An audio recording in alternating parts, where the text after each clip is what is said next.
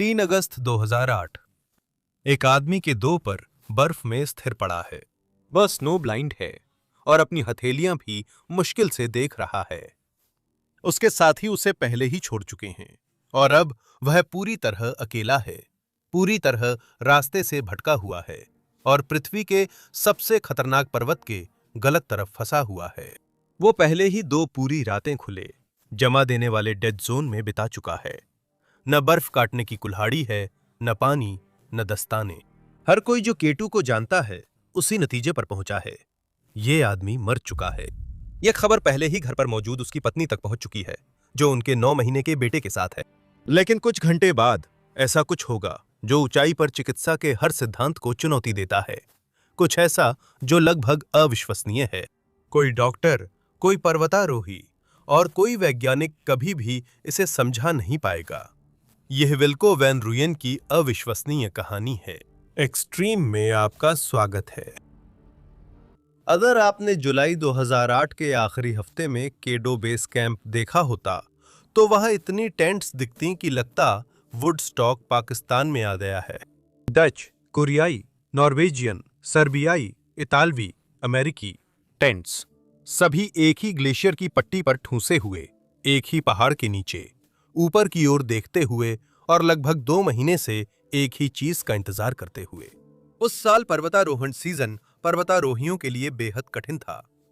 पिछले कुछ हफ्तों से इतनी ज्यादा आंधियां आई हैं कि कोई भी पर्वतारोही पहाड़ पर इतनी ऊंचाई तक नहीं जा सका जहां शिखर तक पहुंचने के लिए जरूरी सुरक्षा रस्सियां लगाई जा सकें। पर्वतारोही असल में अपने टेंटों में बंधक बने हुए थे, अपनी सीमित खाद्य सामग्री खत्म कर रहे थे, धीरे धीरे अपनी मेहनत से कमाई गई शारीरिक क्षमता खो रहे थे और हताश हो रहे थे। जुलाई के अंत में मौसम विशेषज्ञों ने वही खबर दी जिसके लिए सभी प्रार्थना कर रहे थे। एक उच्च दबाव प्रणाली आखिरकार केटू के ऊपर आ रही थी और 2 शायद 3 दिनों के लिए हवाएं इतनी कम हो जाएंगी कि शिखर तक पहुंचने का प्रयास संभव हो सके। खासकर 1 अगस्त शिखर पर चढ़ाई के लिए एकदम सही दिन होने वाला था और चूंकि हर कोई हफ्तों से वहीं रुका हुआ था, उस ग्लेशियर पर मौजूद हर एक अभियान एक ही समय पर शिखर तक पहुंचने की कोशिश करने वाला था। यानी 30 से ज्यादा पर्वतारोही एक ही दिन में दुनिया के सबसे खतरनाक पर्वत पर चढ़ने की योजना बना रहे थे। मेरा मतलब है, आपको यह समझने के लिए वैज्ञानिक होना जरूरी नहीं कि इसका नतीजा अच्छा नहीं होगा। और ऐसा ही हुआ। चढ़ाई की तैयारी करने वालों में 40 वर्षीय डच पर्वतारोही विल्को वैन रूयन भी थे। विल्को डच केटू टीम का नेतृत्व करने वाले डच पर्वतारोही थे और वो वहां अपना अधूरा काम पूरा करने आए थे, क्योंकि केटो और विल्को वैन रूयन पिछले 13 सालों से आमने सामने थे और हर बार केदो ही जीतता आया था। 1995 में जब विल्को इस पर्वत पर कैंप 1 और 2 के बीच चढ़ाई कर रहे थे तो अचानक कहीं से एक बड़ा पत्थर आकर उनके चेहरे और कंधे पर जोर से लगा। उस पत्थर ने उनकी गाल की हड्डी तोड़ दी और उनका हाथ इतनी बुरी तरह से टूट गया कि हड्डी उनकी त्वचा से बाहर निकल आई। उन्होंने पहाड़ पर 1.5 लीटर खून खोया और बचाव हेलीकॉप्टर के लिए बेस कैंप पर 5 दिन इंतजार किया। फिर लगभग 11 साल बाद 2006 में वे वापस आए, उसी ढलानों पर खड़े हुए और फिर से ऊपर चढ़ते समय उनके ऊपर से एक पत्थर ढीला होकर गिरा और उन्हें दूसरी बार सीधे अस्पताल पहुंचा दिया। अब ज्यादातर लोग इसे एक संकेत मानते। विल्को ने बस यही कहा, जानते हो क्या, शायद तीसरी बार किस्मत बदल जाए। 2008 में उन्होंने अपनी पत्नी हेलेन और 9 महीने के बेटे को हॉलैंड में छोड़कर अपने जीवन का यह काला अध्याय खत्म करने फिर से केटू लौटे। उनके साथ उनके करीबी दोस्त और पर्वतारोहण साथी केस वांडे गेवल थे। काज वही शख्स थे जिन्होंने 1995 में विल्को को इसी पहाड़ से जिंदा उतरने में मदद की थी। 20 साल पर्वतारोहण के बाद उनके बीच दोस्ती से भी गहरा रिश्ता बन गया था।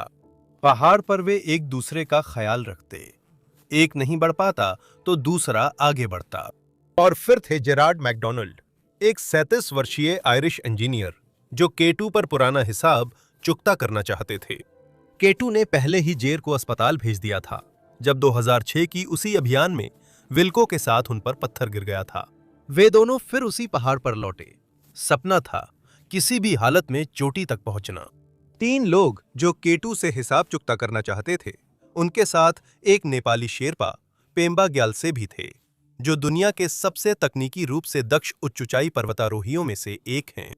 1 अगस्त 2008 की आधी रात के ठीक बाद विल्को, काज, पेम्बा, जेर और उस ग्लेशियर पर हर अभियान से लगभग 30 अन्य पर्वतारोही अपने क्रैम्पॉन पहनकर अंधेरे में K2 की चोटी की ओर ऊपर बढ़ने लगे। पहले कई घंटों तक पहाड़ लगभग शांत था। सिर्फ क्रैम्पॉन के बर्फ में धंसने की आवाज, थकी हुई सांसों की लय और कभी-कभी रस्सी की चरमराहट सुनाई दे रही थी। हेडलैम्प्स काली बर्फ पर रोशनी की पतली धारें बिखेरते हैं। उन ऊंचाइयों पर और उस अंधेरे में दुनिया सिर्फ आपके पैरों के ठीक नीचे की बर्फ के टुकड़े तक सिमट जाती है। आप शिखर के बारे में नहीं सोचते, आप किसी भी चीज के बारे में नहीं सोचते, आप बस चलते रहते हैं। उस समय की ठंड बहुत भयानक थी, ऐसी ठंड जो जूतों के अंदर तक घुस जाए और पहले घंटे में ही उंगलियों पर असर डाले, सांस लेना भी कांच निगलने जैसा लगे। उस सुबह पहाड़ पर हर पर्वतारोही ने इसके लिए महीनों प्रशिक्षण लिया था। वे तैयार थे, वे आगे बढ़ रहे थे। सुबह तक विल्को और पर्वतारोही कई घंटे से चढ़ रहे थे। 27,200 फीट की ऊंचाई पर बढ़ती रोशनी में उन्होंने देखा कि अन्य पर्वतारोही धीमे पड़ रहे हैं और बिना किसी स्पष्ट कारण एक जगह रुक रहे हैं, जिसे वे समझ नहीं पा रहे थे। इसी समय सब कुछ गलत होने लगा, जैसे डोमिनो प्रभाव। K2 जैसे पहाड़ पर शिखर तक पहुंचने का प्रयास एक समन्वित अभियान है, जो पर्वतारोहियों के आगे बंधी रस्सियों पर निर्भर करता है। मूल रूप से रस्सियां नहीं बंधी हैं, तो शिखर तक पहुंचना नामुमकिन है। खास तौर पर K2 पर वहां एक बेहद खड़ी 60 डिग्री की ढलान वाली ठोस नीली बर्फ की नाली है, जिसे बॉटलनेक कहा जाता है। वो इतनी खड़ी और फिसलन भरी है कि आपको सिर्फ क्रैम्पॉन के 2 आगे के कांटों और सुरक्षा रस्सी पर निर्भर रहना पड़ता है, ताकि शरीर का वजन ऊपर खींच सकें। और ठीक उसी हिस्से के ऊपर एक विशाल बर्फ का सेराक लटका हुआ है, जो इमारतों के आकार के बड़े-बड़े बर्फ के टुकड़ों से बने झूमर जैसा दिखता है। ये सेराक लगातार कराहता है, हिलता है और टूटता रहता है।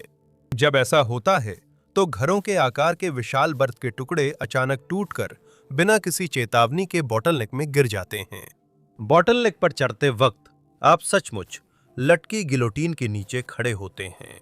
जिंदा रहने का एकमात्र तरीका है कि आप इसे जितना जल्दी हो सके पार कर लें। लेकिन उस सुबह एक बहुत बड़ी समस्या थी। बॉटलनेक के रास्ते में रस्सियां नहीं लगाई गई थीं। योजना थी कि हाई एल्टीट्यूड पोर्टर्स की टीम मुख्य समूह से कई घंटे पहले जाकर रास्ते के सबसे खतरनाक हिस्सों में सेफ्टी रस्सियां लगाएगी, ताकि विल्को और अन्य लोग बॉटलनेक सुरक्षित पार कर सकें। लेकिन वह पोर्टर जो उस ऑपरेशन को संभाल रहा था, कभी वहां तक पहुंच ही नहीं पाया। उसका नाम शाहीन बैद था और उसे ऊंचाई की बीमारी के कारण वापस लौटना पड़ा। शाहीन पूरे अभियान में सबसे अनुभवी पोर्टर था और सभी सपोर्ट स्टाफ में अकेला व्यक्ति था जो पहले K2 की चोटी पर खड़ा हो चुका था। वो जानता था कि रस्सियां कहाँ लगानी हैं और बाकी पोर्टर उसकी ही सुनते थे। उसके बिना बाकी पोर्टरों ने अपनी पूरी कोशिश की थी, लेकिन उनकी कोशिश सबसे अच्छी नहीं थी। वे बॉटलनेक से नीचे की आसान ढलानों पर रस्सियां लगा रहे थे, जहां ढलान आसान थी और रस्सियों की जरूरत ही नहीं थी। और जब तक वे खुद बॉटलनेक तक पहुंचे, उनके पास लाई गई हर एक रस्सी खत्म हो चुकी थी। अब बॉटलनेक पर पर्वतारोहियों की भीड़ जमा थी। सब वहीं सोच रहे थे कि आगे कैसे बढ़ें, जबकि वक्त तेजी से गुजर रहा था। गलती को सुधारने के लिए पर्वतारोहियों को कुछ बेहद खतरनाक करना पड़ा। उन्हें वापस लौटना पड़ा, नीचे के हिस्सों से रस्सियों को खोलना पड़ा, उन्हें ऊपर खींचना पड़ा और फिर से उन्हें बांधना पड़ा। यह एक रसद संबंधी दुस्वप्न था। इससे उनका कीमती और अपूरणीय समय बर्बाद होता, क्योंकि K2 पर जीवित रहने का एक सख्त और अटल नियम है। अगर आप 2 बजे तक शिखर नहीं पहुंचते, तो आपको वापस मुड़कर नीचे उतरना होता है। इसका कारण यह है कि अगर आप देर दोपहर में शिखर पर पहुंचते हैं, तो आपको अंधेरे में K2 से नीचे उतरना पड़ेगा और यह लगभग अपनी जान गंवाने जैसा है। विल्को को यह पता था। वो ठीक बॉटलनेक के आधार पर फंस गए थे, ट्रैफिक जाम के सबसे आगे, और वो बहुत गुस्से में थे। डच अभियान के नेता के रूप में उन्होंने स्थिति को संभालने और उस अफरा तफरी में सबको समन्वित करने की कोशिश की, उन्होंने निर्देश और आदेश चिल्लाए, लेकिन यह व्यर्थ था। वह कोरियाई, सर्बियाई, इतालवी और डच पर्वतारोही थे। सभी 27,000 फीट की ऊंचाई पर चिल्ला रहे उस आदमी से उलझन में थे। यह स्थानीय बैबल की मीनार बन गई। विल्को के फंसने पर कॉस और पेम्बा ने जिम्मेदारी ली। वे सचमुच ढलानों से वापस नीचे उतरे, बेकार रस्सियों को खोलकर उन्हें फिर से संकरे हिस्से तक ऊपर ले आए और 60 डिग्री की बर्फ में एंकर ठोकना शुरू कर दिया। सिर्फ रास्ते को चलने लायक बनाने के लिए मौत के इलाके में घंटों दर्दनाक मेहनत करनी पड़ी। रस्सियां लगने और पर्वतारोही सकरे हिस्से से गुजरने लगे तब दोपहर 2 बजे से ज्यादा हो चुका था। लेकिन उस पहाड़ पर हर एक पर्वतारोही फिर भी ऊपर चढ़ता रहा, क्योंकि और किया भी क्या जा सकता था। अगर आपने 2 महीने 60 दिन इस मौके का इंतजार किया है, दुनिया के दूसरे छोर से उड़कर आए हैं, काराकोरम से होकर 1 हफ्ते तक पैदल चले हैं, कई तूफानों और भयानक मौसम से बचे हैं, चोटी ठीक वहीं है, कई दिनों बाद पहली बार आपके ऊपर दिखाई दे रही है। कोई और हार नहीं मान रहा है, कोई और वापस नहीं जा रहा है।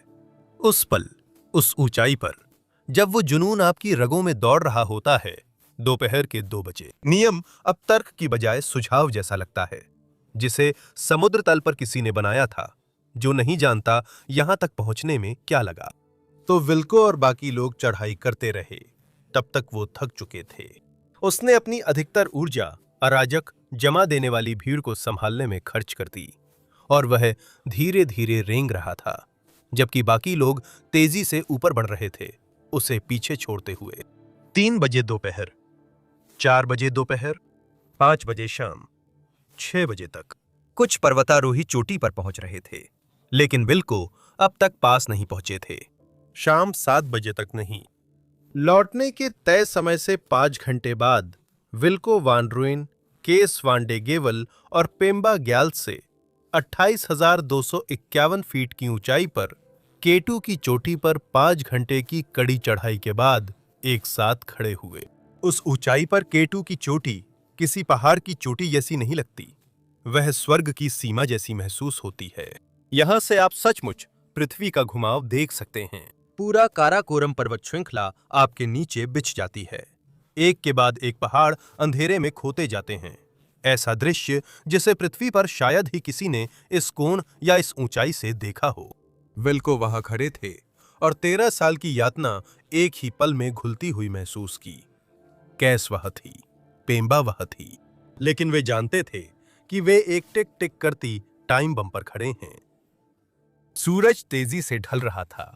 28,000 फीट की ऊंचाई पर आप बैठते नहीं हैं और बिल्कुल भी इंतजार नहीं करते। उस चोटी पर सूर्यास्त के समय सिर्फ 30 मिनट भी रुकना मौत का फरमान है। उन्हें तुरंत वहां से निकलना था।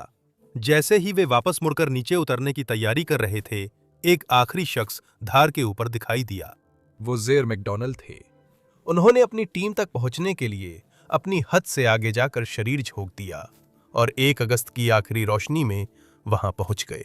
जब उन्होंने 28,251 फीट की ऊंचाई पर अपने साथियों को गले लगाया, तो उनकी आंखों से आंसू बहने लगे। वो इतिहास में पहले आयरिश व्यक्ति थे जिन्होंने केटू की चोटी पर कदम रखा। यह एक अविश्वसनीय उपलब्धि थी। उन्होंने तस्वीरें लीं और अपने सैटेलाइट फोन से अपने प्रियजनों को फोन किया। ज़ेर ने अपनी प्रेमिका एनी को फोन किया। विल्को ने पृथ्वी की गोलाई को देखा और 13 सालों में पहली बार खुद को शांत महसूस किया। फिर उन्होंने नीचे देखा और उनकी स्थिति की सच्चाई एक ही पल में उन सभी पर हावी हो गई। ये पृथ्वी के सबसे घातक माहौलों में से एक में सूर्यास्त का समय था। पूरी तरह अंधेरा होने में 1 घंटे से भी कम समय बचा था। उतरना तुरंत शुरू करना था, और वो भी बिना किसी गलती के। अगर वे जिंदा नीचे जाना चाहते थे, उनके पास और विकल्प नहीं था। पर्वतारोही अंधेरे में नीचे उतरने लगे। उनके हेडलैम्प्स पतली रोशनी की किरणें बना रहे थे और वे तेजी से बॉटलनेक पार करने की कोशिश कर रहे थे। लेकिन अंधेरे में शिखर तक पहुंचने की जद्दोजहद के बाद ऑक्सीजन की कमी से जूझते दिमाग और शरीर, जो 17 घंटे से अपनी पूरी सीमा पर काम कर रहे थे, उनके लिए ये लगभग नामुमकिन काम था। वे थके हुए घोंघों की तरह चल रहे थे, एक दूसरे के पास सिमटते हुए, अंधेरे में एक दूसरे को खोते हुए। यह अवरोहण इससे बुरा नहीं हो सकता था। फिर रात 8:30 बजे बॉटल नेक पर पहाड़ फट पड़ा। कल्पना कीजिए कि आप पूरी तरह से घने अंधेरे में 60 डिग्री की एकदम चिकनी बर्फ की दीवार से चिपके हुए हैं। आपका हेडलैम्प सिर्फ 3 फीट तक रोशनी करता है। आप पहले से ही ठंड से कांप रहे हैं, ऑक्सीजन की कमी महसूस कर रहे हैं और थकावट के कारण लड़खड़ा रहे हैं। फिर अचानक आप महसूस करते हैं कि आपके क्रैम्पॉन के स्टील स्पाइक्स के जरिए एक गहरी, जबरदस्त कंपन सीधी आपके शरीर में दौड़ जाती है। ऊपर देखने से पहले ही आवाज चौंका देती है, जो टूटती बर्फ जैसी नहीं लगती। ऐसा लगता है जैसे कोई ट्रेन आसमान से गिर रही हो। पता चला बॉटल नेक के ठीक ऊपर लटकता विशाल ग्लेशियर टूट गया और उसका एक हिस्सा, एक अपार्टमेंट बिल्डिंग जितना बड़ा बर्फ का टुकड़ा, नीचे गिर गया। वह सीधा बॉटल नेक की संकरी ढलान में नीचे गिरा, ठीक थके हुए पर्वतारोहियों के रास्ते में। अंधेरे में वे उसे आते नहीं देख सके। उन्होंने बर्फीली हवा और कार जितने बड़े बर्फ के टुकड़ों की टक्कर की ताकत महसूस की। अंधेरे में माहौल डरावना और अफरा तफरी भरा था। फिर सन्नाटा छा गया। गड़गड़ाहट थमने पर विल्को और अन्य बचे लोग घबराकर एक दूसरे की खैरियत पूछने लगे। उन्होंने अंधेरे में नाम पुकारे, लेकिन जो जवाब मिले वे काफी नहीं थे। सेराक का पहला पुष्ट मृतक रॉल्फ बे नाम का एक नॉर्वेजियन पर्वतारोही था। वो वास्तव में चोटी से सिर्फ 300 फीट नीचे से वापस लौट गए थे और ढलान पर अपनी पत्नी सेसिली का इंतजार कर रहे थे कि वो नीचे उतरें। तभी बर्फ का टुकड़ा उन पर आ गिरा। एक पल वो वहां थे, अगले ही पल वो गायब हो गए। लेकिन सेरात ने सिर्फ रॉल्फ बे की ही जान नहीं ली थी। इसने बॉटल नेक के पर्वतारोहियों के साथ ऐसा किया कि उनकी हेडलैम्प्स की रोशनी पड़ते ही उनका खून जम गया। वे फिक्स्ड रस्सियां, जिन्हें कोस और पेम्बा ने उस सुबह घंटों लगाकर लगाई थीं, गायब हो चुकी थीं। गिरती बर्फ ने तेज चाकू की तरह रस्सियां काट दी, जिससे पहाड़ से नीचे जाने का एकमात्र सुरक्षित रास्ता भी खत्म हो गया। अचानक विल्को वैन रूयन और दर्जन भर से ज्यादा थके हुए पर्वतारोही लगभग 27,000 फीट की ऊंचाई पर दुनिया की सबसे खतरनाक बर्फीली जगह पर फंस गए थे और उनके पास नीचे उतरने का कोई रास्ता नहीं था। अफरा तफरी मच गई। मुझे पता है आप सोच रहे होंगे, हाँ, वे घबरा गए और क्या हो सकता था। लेकिन 27,000 फीट की ऊंचाई पर घबराहट के नतीजे समुद्र तल पर घबराने से बिल्कुल अलग होते हैं। कुछ पर्वतारोही मौत के इलाके से निकलने को बेताब थे। उन्होंने उस रात बिना रस्सी के 60 डिग्री बॉटल नेक की नीली बर्फ से उतरने का फैसला किया। दुर्भाग्यवश उनकी क्रैम्पॉन फिसलन भरी बर्फ पर फिसल गईं और वे हजारों फीट नीचे खाई में गिर गए। वे अंधेरे में गायब हो गए। विल्को ने घबराकर अपने ही दल को अंधेरे में ढूंढने की कोशिश की। उसने अपने करीबी दोस्त कीस वान दे हेवल और शेरपा पेम्बा ग्याल्से को ढूंढा। वे गिरे नहीं थे, वे बस ज्यादा तेजी से नीचे उतर गए थे। चोटी पर पहुंचने के बाद कोस और पेम्बा ने उतराई में तेजी दिखाई थी। वे बर्फ के सेराग गिरने से कुछ मिनट पहले ही बोतल नेक की रस्सियों से नीचे उतर गए थे। उन्हें पता नहीं था, लेकिन वे इस समय निचली ढलानों से होते हुए कैंप 4 की ओर सुरक्षित जा रहे थे, पूरी तरह अनजान कि उनके पीछे पहाड़ अभी अभी फट पड़ा था। इसका मतलब था कि विल्को अब अपनी सबसे मजबूत टीम से अलग हो गया था। वह बॉटल नेक के घुप अंधेरे में नीचे झांकता रहा और एक कठोर, डरावना हिसाब लगाया। अगर वो अभी उस बर्फ से नीचे उतरने की कोशिश करता तो उसकी मौत हो जाती। उसके पास सिर्फ एक ही विकल्प था, वो काम करना जो मौत के इलाके में कभी भी किसी भी हालत में नहीं करना चाहिए था। उसे रुकना पड़ा। विल्को अपने साथी जेर और एक इतालवी पर्वतारोही जिसका नाम मार्को कॉन्फोर्टोला था के साथ बॉटल नेक से लगभग 27,200 फीट ऊपर बर्फ में छोटी छोटी उथली जगहें बनाई। वे बैठ गए, अपने घुटनों को सीने से लगा लिया और पूरी तरह से खुले आसमान के नीचे रात बिताने के लिए तैयार हो गए। घंटों तक घुप अंधेरे में विल्को को अपने मरते हुए शरीर से लगातार लड़ना पड़ा। उसने अपने चेहरे पर थप्पड़ मारे और अपने जूतों के अंदर जमी हुई उंगलियों को हिलाया। उसने अपने फेफड़ों को मजबूर किया कि वे दर्दनाक ठंडी और पतली हवा को अंदर लें, जबकि हवा उसके सीने के भीतर के तरल पदार्थ को जमाने की कोशिश कर रही थी। उसने ये सब किया क्योंकि उसे पता था कि डेथ जोन में सोना मतलब कभी न जागना है। सारी मुश्किलों के बाद भी विल्को ने वो रात जिंदा काटी। 2 अगस्त की सुबह सूरज निकला तो विल्को ने ऊपर देखा और एक पल को चाहा कि काश वो बचा न होता, क्योंकि उसके चारों ओर का दृश्य किसी हॉरर फिल्म जैसा था। हर जगह पर्वतारोही पड़े थे, कुछ जहां बैठे थे वहीं पूरी तरह जम गए थे। बाकी लोग ऊंचाई की बीमारी से बुरी तरह पीड़ित थे, मुश्किल से जिंदा थे और हिल भी नहीं पा रहे थे। बॉटलनेक कार जितने बड़े बर्फ के टुकड़ों से अटा पड़ा था। विल्को देख सकते थे कि कैंप 4 लौटने का रास्ता मुश्किल से दिख रहा था और सुरक्षित रास्ता पहचानना भी कठिन था। मेरा मतलब ये शाब्दिक रूप से है। विल्को की आंखों में दिक्कत थी, उनकी नजर धुंधली हो गई। चीजें पहचान पा रहे थे पर रेखाएं टेढ़ी मेढ़ी थीं, जैसे जमी हुई खिड़की से देखें। उन्हें तुरंत समझ आ गया क्या हो रहा है। 27,000 फीट की ऊंचाई पर वातावरण इतना पतला होता है कि वो लगभग शून्य पराबैंगनी विकिरण को छानता है।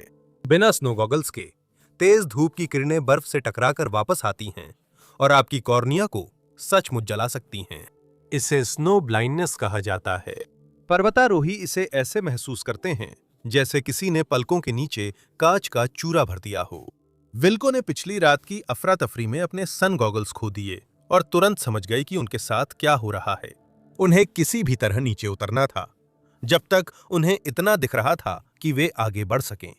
उन्होंने जेर और मार्को की ओर देखा। दोनों आदमी शीतदंश से पीड़ित थे और मुश्किल से ही प्रतिक्रिया दे पा रहे थे। वे बिल्कुल भी चलने के लिए तैयार नहीं थे। उनका इंतजार करना बर्फ पर बैठकर अपनी बची दृष्टि खोने जैसा था। इसलिए उन्होंने वही फैसला लिया जिससे किसी को बचने का मौका मिले। वो खड़े हुए, उन्हें बताया कि वो जा रहे हैं और अकेले ही नीचे उतरना शुरू कर दिया। उनके पास पारंपरिक अर्थों में कोई योजना नहीं थी। उन्हें बस इतना पता था कि अब उन्हें चलना ही होगा। एकमात्र विकल्प वही रुकना था, जो इतनी ऊंचाई पर धीरे धीरे मरने जैसा था। उन्होंने सिरात के मलबे में रास्ता बनाकर नीचे उतरना शुरू किया। सुबह की रोशनी हर गुजरते पल के साथ बर्फ से होने वाली अंधता को और भी खराब कर रही थी। फिर बॉटलनेक की ऊपरी ढलानों पर कहीं वह रुक गए, क्योंकि ठीक उनके आगे 3 कोरियाई पर्वतारोही थे। एक बर्फ में सुन्न बैठा था, मुश्किल से होश में था।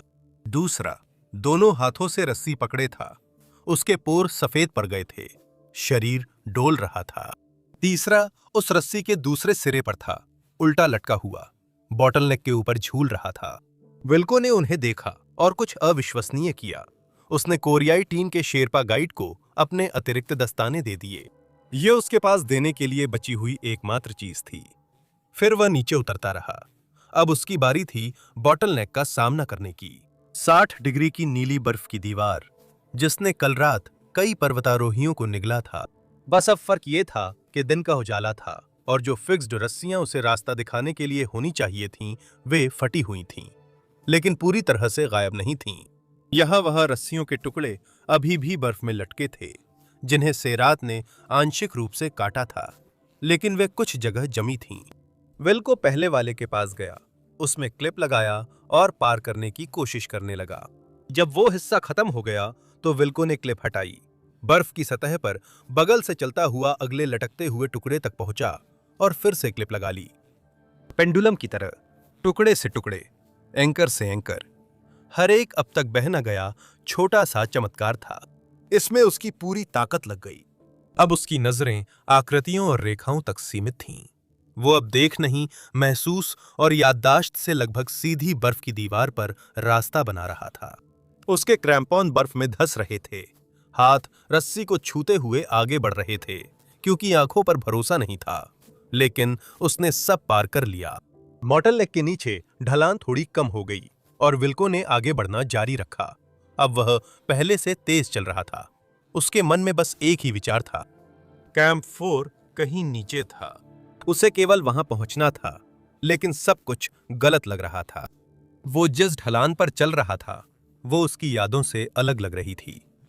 3 अभियानों में जिन निशानों को उसने याद किया था, वे वहां नहीं थे। वो चलता रहा, क्योंकि रुकना मरना था। हर 100 फीट पर इलाका उसके लिए और अनजान होता जा रहा था। उसे अभी तक इसका पता नहीं था, लेकिन वो पहले ही पहाड़ के गलत तरफ आ चुका था। उसने घंटों तक उतराई की, एक कदम के बाद दूसरा कदम रखते हुए उसके चारों ओर की दुनिया उसकी जलती हुई आंखों के सामने सफेद और भूरे रंग की एक धुंधली सी परत बन गई थी। वो बेहद थका हुआ था, प्यासा था, भूखा था और ऑक्सीजन के लिए तरस रहा था। उसका शरीर बिल्कुल खाली हो चुका था। हर कदम सोच समझ कर उठाना पड़ रहा था, क्योंकि उसकी टांगें अब उसके दिमाग को ये भरोसेमंद संकेत नहीं भेज रही थीं कि वे सही से काम कर रही हैं या नहीं। फिर भी कैंप 4 दिख नहीं रहा था। विल्को किसी बिंदु पर रुका और चारों ओर देखने लगा। उसने बर्फीली अंधता के बीच आंखें मिचमिचाते हुए आसपास की आकृतियां देखने की कोशिश की, लेकिन कुछ भी मेल नहीं खा रहा था। उसके ऊपर की रिजलाइन अलग थी, उसके नीचे की ढलान भी अलग थी।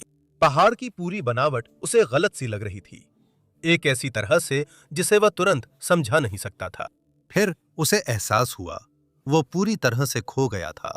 बर्फीली अंधता और ऑक्सीजन की कमी में वह पहाड़ पार एक ओर भटक गया। तो कैंप 4 की ओर जाने वाले रास्ते पर नीचे जाने के बजाय जहां उसकी टीम उसका इंतजार कर रही थी, वो K2 के पूरी तरह गलत तरफ चला गया था। एक ऐसे रास्ते पर जो उसकी टीम ने इस अभियान में कभी इस्तेमाल नहीं किया था। वो लगभग ऐसी आखिरी जगह पर था जहां कोई बचाव दल उसे ढूंढने की सोच भी नहीं सकता था। अब बात यह है, हर महीने मैं पेट्रियन के लिए एक वीडियो बनाता हूं।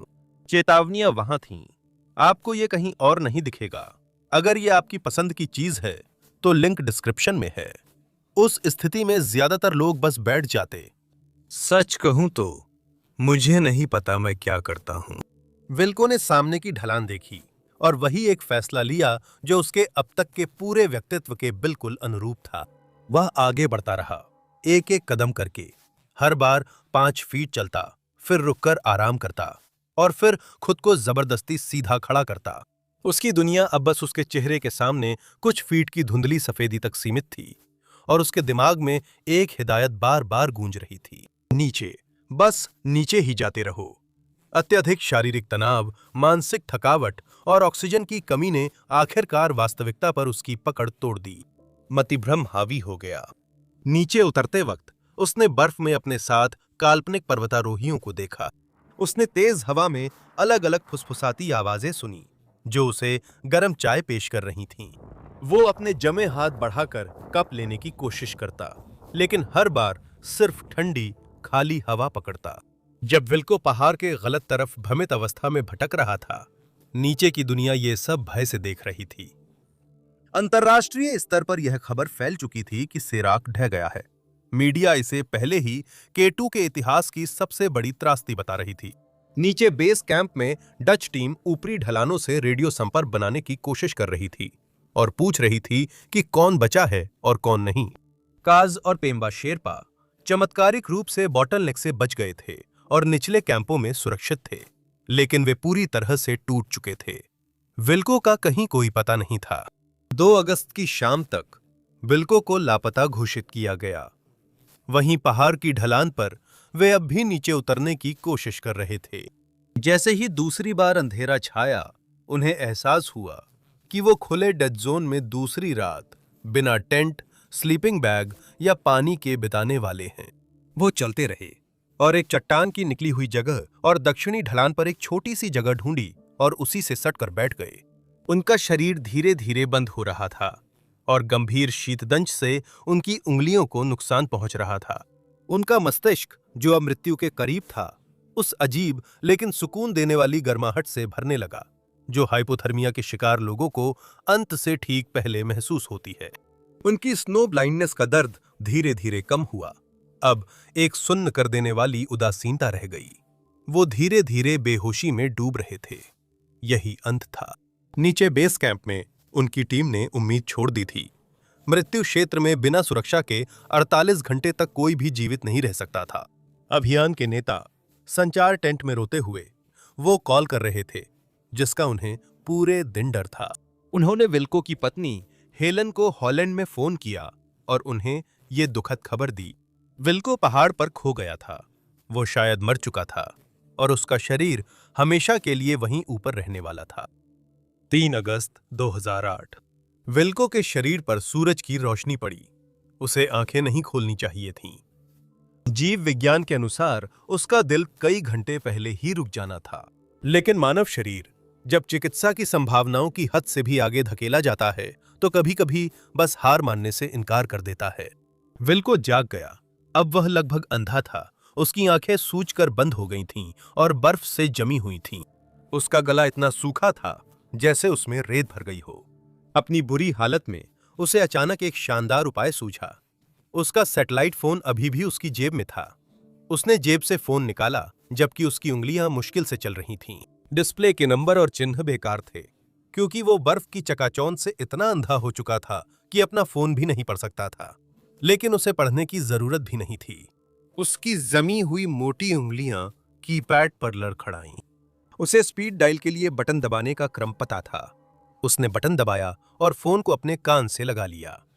हजारों मील दूर नीदरलैंड्स में हेलन वान रॉयन का फोन बज उठा। उसे बताया गया कि उसके पति शायद मर चुके हैं। पर फिर उसने उसकी आवाज सुनी, टूटी हुई, खोखली, मुश्किल से पहचान में आने वाली, लेकिन वो जानती थी कि वो विल्को ही था। स्टैटिक की परत और कराकोरम की तेज हवा के बीच उसने उसे बताया कि वह जिंदा है और उसे नहीं पता कि वह कहां है। फिर कॉल कट गई, लेकिन इतना ही काफी था। हेलन ने तुरंत डच बेस कैंप टीम से संपर्क किया। उस कैंप में जो उम्मीद की लहर दौड़ी वो बिजली जैसी थी। विल्को जिंदा था, लेकिन वो कहां था? K2 एक विशाल, बहुत ही विशाल पर्वत है। बेस कैंप पर डच तकनीकी टीम तुरंत हरकत में आ गई। उन्होंने सैटेलाइट फोन सेवा प्रदाता से संपर्क किया, जो विल्को के सैटेलाइट फोन पिंग से उसकी लोकेशन का अनुमान लगा सकता था। डेटा आया और वो समझ से परे था। निर्देशांक रास्ते से मेल नहीं खा रहे थे। वह सामान्य रास्ता नहीं था। वो रास्ते से काफी दूर पहाड़ के एक विशाल, बिना रास्ते वाले हिस्से पर लटका हुआ था। इसी बीच पहाड़ पर विल्को के पास समय लगभग खत्म हो गया था। उसके जूतों के भीतर उसके पैरों की उंगलियां बर्फ के ठोस टुकड़ों जैसी हो गई थीं और खून गाढ़ा होकर पेस्ट जैसा हो गया था। उसे बस पूरी तरह यातनादायक सफेदी ही दिख रही थी। लेकिन जैसे ही सुबह की धूप पहाड़ पर पड़ी, उसकी हिमांधता की धुंधली, फीकी दृष्टि के बीच विल्को ने अपने नीचे ग्लेशियर की एक ढलान देखी। ये खास नहीं था, पर वो चट्टानों से थोड़ा नीचे दिख रहा था। उसे नहीं पता था ये कहां जाता है। उसके पास अब कोई रणनीति नहीं थी। वो हताश था और जानता था कि चट्टान के सहारे नहीं बैठ सकता।